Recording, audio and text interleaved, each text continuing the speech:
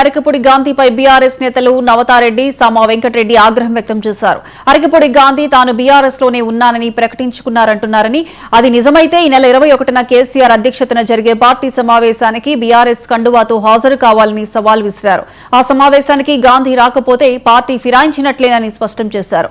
అరకపూడి గాంధీ గాజుల రామారం, సెంపిగూడలోని భూములను కాపాడుకోవడానికే కాంగ్రెస్ గూటికి చేరారని విమర్శించారు.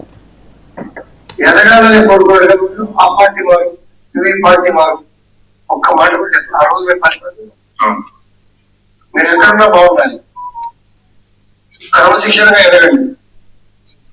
మీరు ఎన్నిసార్లు గెలిచారు అని అంటే మీ క్రమశిక్షణ నాకు ఎప్పటికప్పుడు తెలుస్తుంది అని కూడా వారు కూడా చెప్పడం జరిగింది. తప్పించి ఈ పార్టీ మారండి, ఇలా చేయండి, అలా చేయండి, డైరెక్షన్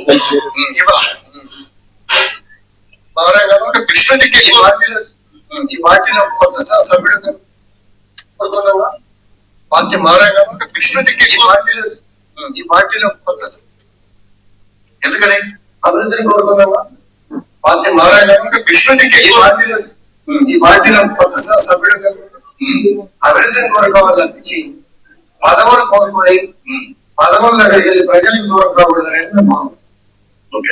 ఒకవేళ మీరు బీఆర్ఎస్ పార్టీలో ఉన్నారు అంటే మీరు రేపు జరగబోయే 21వ తారీఖు బీఆర్ఎస్ భవన్ లో జరగబోయే సిఎల్పి మీటింగ్, కేసీఆర్ గారి అధ్యక్షన జరిగే సిఎల్పి మీటింగ్ కి మీరు కండవా వేసుకొని వచ్చి ఆ మీటింగ్ కి హాజరవ్వాలి అని చెప్పేసి మేము కోరుతున్నాం. అలాగే నువ్వు కాంగ్రెస్ పార్టీలో ఎందుకు చేరినావో షేర్లింగంపల్లిలో ఉన్న ప్రజలందరికీ తెలుసు, షేర్లింగంపల్లిలో ఉన్న నాయకులు కార్యకర్తలకు అందరికీ కూడా తెలుసు. కానీ ఈ రోజు నేను ప్రజల అభివృద్ధి కోసమే పోయినా అని చెప్తున్నావు. కానీ షేర్లింగంపల్లి ప్రజలందరికీ తెలుసు నువ్వు ప్రజల అభివృద్ధి కోసం పోలేదు, నీ అభివృద్ధి కోసం పోయినావు అని చెప్పేసి అందరూ కూడా